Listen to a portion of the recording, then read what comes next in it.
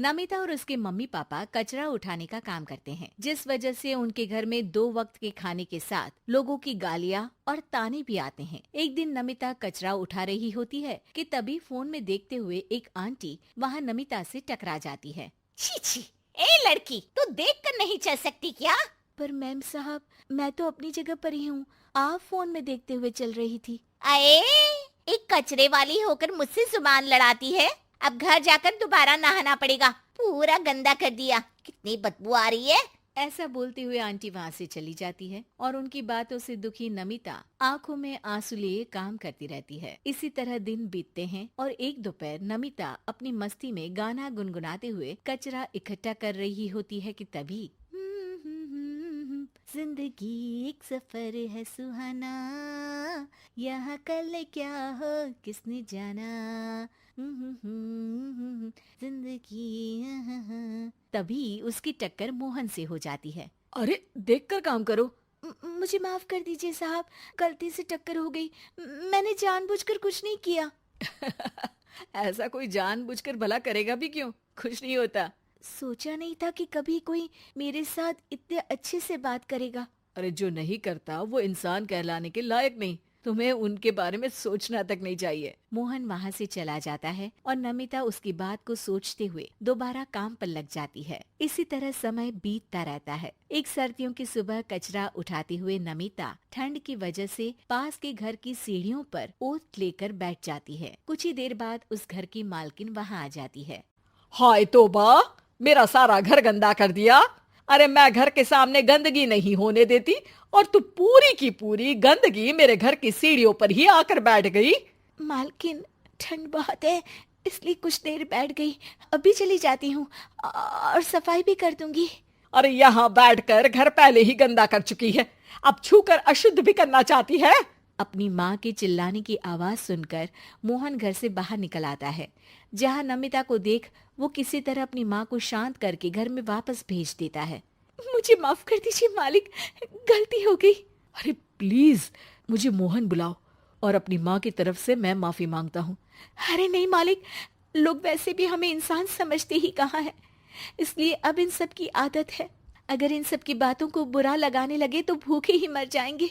वैसे तुम्हें ठंड में इन पतले फटे कपड़ों की जगह मोटे और गर्म कपड़े पहनने चाहिए। मेरे पास इतनी चॉइस नहीं है, जो है बस यही है। और जब घर में मम्मी पापा भूखे बैठे हो तो क्या सर्दी और क्या गर्मी। चलती हूँ साहब। नमिता तो वहाँ से चली जाती है, लेकिन अब मोहन उसके बारे में सोचना ही बंद नहीं कर पाता। कुछ दिनों बाद नमिता दोबारा कचरा उठाने मोहन के घर के पास आती है, जिसे देख वो एक नया गर्म सूट लेकर उसके पास आता है। ये तुम्हारे लिए है। शुक्रिया मालिक, पर ये तो नया है। हाँ, किसी को गिफ्ट में नई चीज ही तो दी जाती है। हमें कोई गिफ्ट नहीं देता। हाँ, नई चीज तो बिल्कुल नहीं, पर आपका बहुत शुक्रिया। चलती हूँ, बहुत काम बाकी है। एक बार फिर नमिता मोहन को अपनी सीधी बातों और साफ दिल से प्रभावित करके चली जाती है। अब मोहन उसकी बातों और सोच में खोया रहने लगता है। जितनी बार नमिता उसके घर के करीब आती है, वो किसी न किसी बहाने उससे मिलता रहता है। ये सिलसिला लंबा चलता है, जिसमें धीरे धीरे दोनों एक दूसरे से प्यार करने लगते हैं। नमिता, क्या तुम मुझसे शादी करोगी? मुझे नहीं लगता कि ये सही है। तुम्हारे घर वाले और समाज के लोग मुझे कभी नहीं अपनाएंगे। मेरी वजह से तुम क्यों अपना जीवन खराब करना चाहते हो? मेरा जीवन तुमसे शादी करने के बाद नहीं, बल्कि शादी नहीं करके खराब होगा। मेरी बात मानो, सब ठीक होगा, भरोसा रखो। मोहन के प्यार और उस पर भरोसे के साथ नमिता शादी के लिए हाँ कह देती है और अगले ही दिन वो दोनों कोर्ट मैरिज कर लेते हैं। इसके बाद मोहन नमिता को लेकर जैसे ही घर पहुंचता है तो वहाँ उसकी मम्मी, जो अपनी सहेलियों के साथ किटी पार्टी कर रही होती है, उन्हें एक साथ देखकर हैरान रह जाती है। हाय राम, कल मुही करम जली, तुझे एक दिन सीढ़ियों पर बैठने के लिए कुछ जरा बहुत बोल क्या दिया। तूने तो बदला लेने के लिए मेरा बेटा ही फंसा लिया। अरे जिस लड़की की हमारे सामने खड़े तक होने की औकात नहीं, मोहन तू सीधा उससे शादी करके घर के अंदर ही ले आया। हाय हाय बहन, अब तुम समाज में क्या मुंह दिखाओगी? अरे मेरी बात मानो, अब बाहर निकलना ही बंद कर देना। आंटी जी, मेरी माँ का तो पता नहीं, पर आप आज बाहर निकलकर दोबारा इस घर में कदम मत रखना। अरे हम ऐसे कचरे वालों के घर में आकर अपनी इज्जत खराब करने का शौक भी नहीं रखते। अगर यही कचरे वाली आपके घर का कचरा उठाना बंद कर दे तो उस आलीशान मकान में आप 2 दिन भी नहीं रह सकती। पता है क्यों? क्योंकि आप जितनी गंदगी फैलाते हैं ना, उसे ये साफ करती है। इसलिए आपका घर साफ रहता है और आप उस पर घमंड कर पाती है। इस हिसाब से तो आप और हम कचरे वाले हुए। ये नहीं, कुछ भी हो, बीमारी, ठंड या गर्मी, ये हमेशा अपनी फिक्र ना करते हुए आपको सेफ एंड क्लीन रखने के लिए सफाई करने आती है और आप इसे ही गंदा बोलती है। शर्म करो। मोहन की बात सुन के सबको अपने कहे पर शर्म आने लगती है, जिस पर वो नमिता से माफी मांगते हैं और मोहन की मम्मी भी उसे अपना लेती है।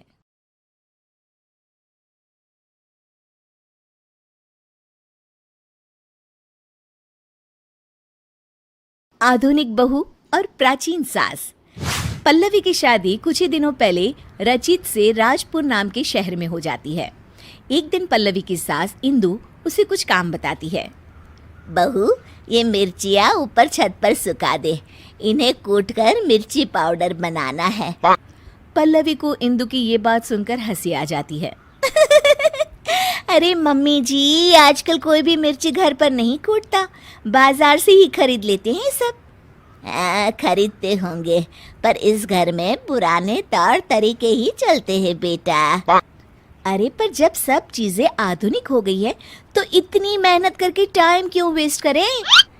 ओहो, अच्छा तो घर का काम करना तुम्हें टाइम वेस्ट लगता है? ऐसा नहीं है मम्मी जी। अच्छा छोड़िए, मैं मिर्ची सुखा देती हूँ। अगले दिन पल्लवी नाश्ता बनाकर शांति से अपने कमरे में किताब पढ़ रही होती है। तभी उसकी सास आवाज लगाती है। अरे बहू, बाहर तो आना जरा। जी मम्मी जी, क्या हुआ? बहू, एक काम करो, ये मैदा मैं लेकर आई हूँ, इसे गोंद दो जब तक मैं नहा लेती हूँ। अरे वाह मम्मी जी, आज कुछ स्पेशल बनेगा क्या? अरे नहीं नहीं, मैंने देखा रसोई में आज जौ खत्म हो गए तो सोचा आज हम दोनों मिलकर जौ ही तोड़ लेते हैं। पल्लवी ये सुनकर चौंक जाती है। क्या? जब हम तोड़ेंगे? मम्मी जी, उसमें तो पूरा दिन बीत जाएगा। हाँ तो क्या हुआ, अच्छा है ना, काम करते करते दिन बीत जाएगा। अरे मम्मी जी, जब तो बाजार में भी मिलते हैं बने बनाए, फिर क्यों ये सब? अरे बहू, तुमने फिर मार्केट की रट लगाना शुरू कर दिया। तुम्हें बताया था ना कि हमारे घर में ऐसा ही होता है। इंदु पल्लवी से पुराने तौर तरीकों से काम कराती थी और पल्लवी जब भी कोई किताब पढ़ने या कोई फिल्म देखने बैठती तो हमेशा ही इंदु उसे कोई ना कोई काम दे देती, जिसमें काफ़ी वक्त लगता था। पल्लवी को ना ही खुद के लिए समय मिलता था और ना ही अपने पति के लिए। सुनिए जी, आप मम्मी जी को कुछ कहिए ना कि वो घर में मिक्सी ले आए। सिलबट्टे से तो मेरे हाथों में ही दर्द हो जाता है। अरे अब मैं क्या बोलूं, तुम दोनों के आपस का मामला है। और वैसे भी घर की बनी हुई चीज़ों से जो हमारे घर में खाना बनता है ना, बहुत स्वादिष्ट होता है। मेरे ऑफिस वाले तो बहुत तारीफ करते हैं। अरे खाना बनाने के अलावा जीवन में और भी कुछ काम होता है कि नहीं? ये किताब ही ले लीजिए, 1 महीने से इसे मैं नहीं पढ़ पा रही हूँ। मम्मी जी के इस तरह के काम से इतनी थकान हो जाती है ना कि कुछ करने का मन ही नहीं होता और ना कहीं घूमने जाने का। ओफो पल्लवी, मैं तुम्हारी इसमें कोई मदद नहीं कर सकता। प्लीज मेरा सर मत खाओ। ठीक है, तो फिर ये समस्या अब मैं अपने तरीके से ही सुलझाऊंगी। अगले दिन इंदु अपने कमरे से रसोई में आती है तो देखती है कि वहाँ गैस ही नहीं है और एक चूल्हा रखा हुआ है। ये चूल्हा यहाँ क्या कर रहा है और हमारी गैस कहाँ चली गई? तभी वहाँ पल्लवी आ जाती है। उसके हाथ में बहुत सारी लकड़ियाँ होती हैं। अरे बहू, ये क्या कर रही हो? मम्मी जी, मुझे समझ में आ गया है कि पुराने तौर तरीकों से ही रसोई का काम अच्छे से होता है, तो मैंने सोचा क्यों ना हम भी आज से चूल्हे में ही खाना पकाएं। इंदु को ये बात कुछ हजम नहीं होती।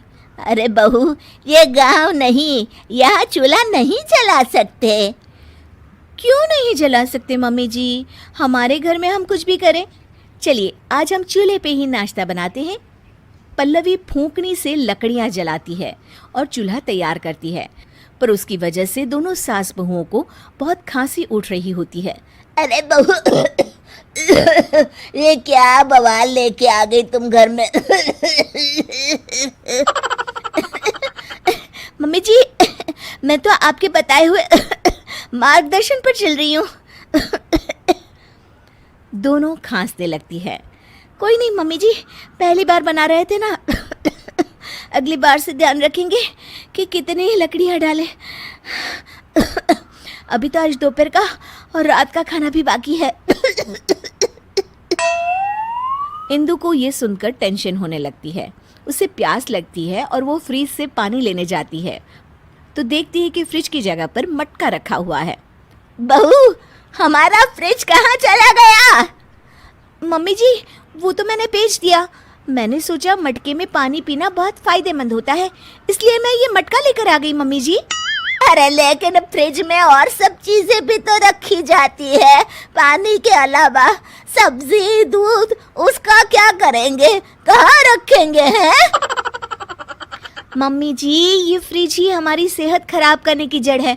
हम बचा हुआ खाना इसमें रखते हैं और फिर वही बासी खाना हम खाते हैं अगले दिन। लेकिन अब हम सिर्फ उतना ही सामान लेंगे और उतना ही खाना बनाएंगे जितने की जरूरत हो। पल्लवी धीरे धीरे करके घर से सारी आधुनिक चीजें हटा देती है। गर्मी का मौसम होता है और पल्लवी को एक तरकीब सूझती है। वो घर का एसी हटा देती है। अरे बहू, ये एसी कहाँ गया? बड़ी गर्मी लग रही है, खराब हो गया है क्या? नहीं मम्मी जी, मैंने ही हटवा दिया। पता है एसी की हवा कितनी हानिकारक होती है।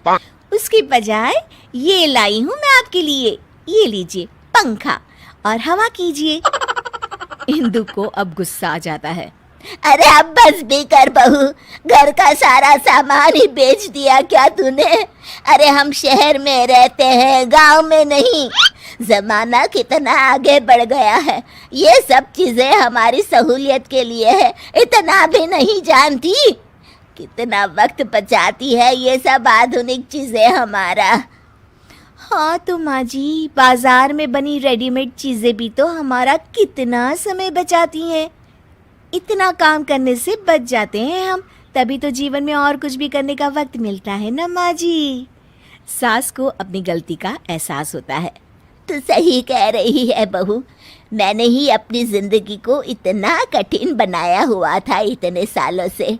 पर अब नहीं, अब हम घर का काम आधुनिक तरीकों से ही करेंगे और खाली समय में अपने शौक पूरे करेंगे। ये हुई ना बात मम्मी जी। दोनों गले मिल जाते हैं